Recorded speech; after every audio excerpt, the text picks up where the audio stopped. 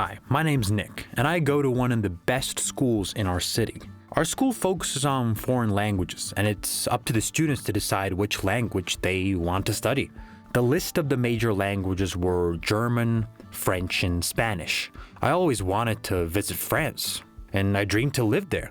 Paris is my favorite city, so of course I chose French. In the morning, we had classes in separate sciences, such as chemistry, physics, and math. And in the afternoon, there were foreign language classes with native speakers. We did a bunch of writing, answering questions, and having communication-style dialogues in different subjects. At this rate, I made excellent progress and spoke the language no worse than the French themselves. Days passed, followed by months, and the most important day of the year came. The university entrance exams. I'll tell you in detail. Our school has been conducting such examinations for several years. Everyone who dreams of going abroad has to submit their documents in advance and choose a country and a major. Then the selected school set the time and conduct the test online. It's very convenient, no need to fly or travel anywhere. You just prepare and find out the results in a couple days. I was looking forward to the day of the test and was studying hard. One day, I was just sitting in the library reading a book in French, and at the time, our principal, Mr. Simons, walked by and asked me with interest what I was reading. I showed it to him, the cover, and the principal praised it, saying that it's a wonderful choice and that it was the book that had once helped him get into a French university. We got talking, and Mr. Simons gave me helpful suggestions about testing. I was actually really grateful for his help.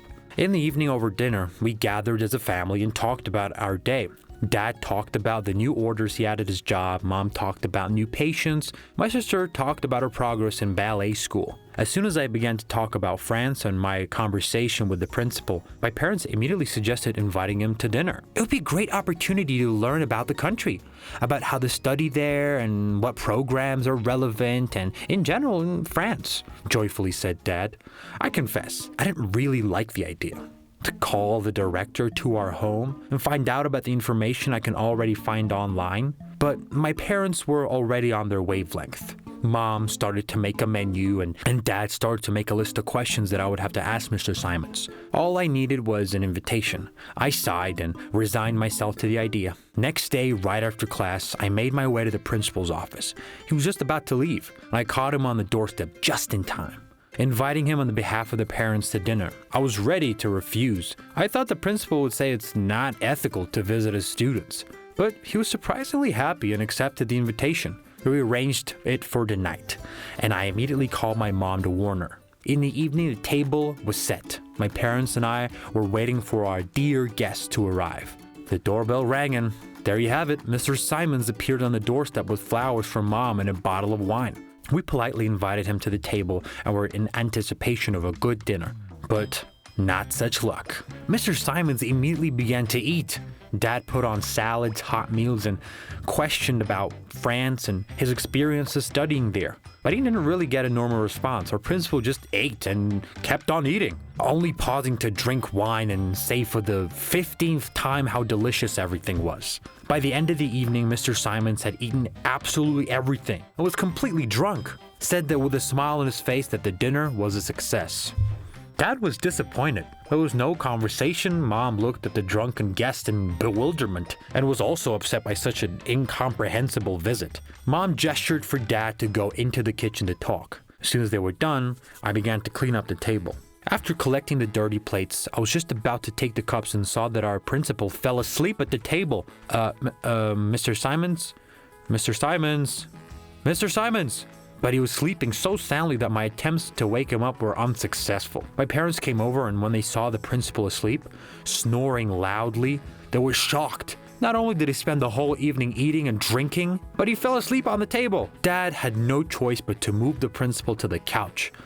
Next morning, I woke up, as usual, and already forgotten about yesterday's guest. When I went to the bathroom and saw Mr. Simons washing his face, he waved at me as if nothing had happened and continued to wash his face. Then he went to the kitchen, greeted my parents, who were expecting an apology for yesterday, but got a question. What's for breakfast today? Mom was shocked.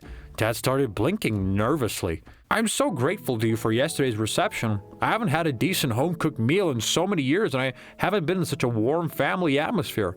I'm all alone now, without a wife and no children," Mr. Simon said through his tears. We didn't expect such a revelation and began to comfort him. Yesterday's misunderstanding was so relieved. Mr. Simon said that many years ago his family went on vacation, and during one of the excursions the ship they were sailing on was wrecked. Nobody survived, and he cried bitterly. My mom also cried. My father came over, patted him on the shoulder and said that he was very sorry for his loss and that our family would support him as long as he could. "Can I stay over with you for a couple of days? I just felt very happy yesterday. The calm atmosphere of home, so cozy. It was warm and it was warming my soul too." My parents looked at each other, not expecting such a request. Mom was the first to break silence. Of course, be our guest." Mr. Simons hugged his parents cheerfully. We all sat down at the table. Breakfast went more positively than yesterday, and we had time to talk about France this time, about the university, and just in general about studying abroad. After breakfast, the principal and I drove to school, and after school together, we arrived where a delicious dinner was waiting for us.